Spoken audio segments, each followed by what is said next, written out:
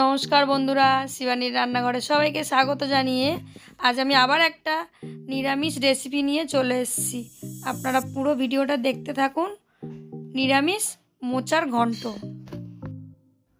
এখানে আমি একটা মোচা নিয়ে নিয়েছি বড় সাইজের, আর কিছু ভেজানো কাঁচা ছোলা নিয়ে নিয়েছি।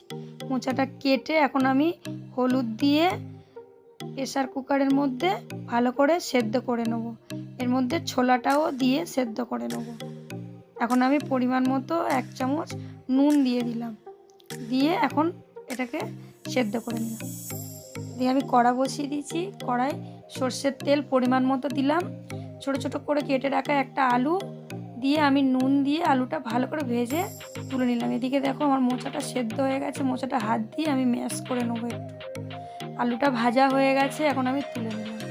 এবার আমি কড়ার মধ্যে তেল দিয়ে ফোড়নে শুকনো লঙ্কা, তেজপাতা, সাদা জিরে দিয়ে এখন আমি টমেটো, একে একে নুন দিয়ে এর মধ্যে আদা বাটা 1 চামচ দিলাম, ধনের গুঁড়ো 1 চামচ, জিরের গুঁড়ো 1 চামচ এবং পরিমাণ মতো একটু জল দিয়ে হলুদের গুঁড়ো ও লঙ্কার গুঁড়ো দিয়ে ঢেকে ভালো করে সেদ্ধ করে কষিয়ে নিলাম।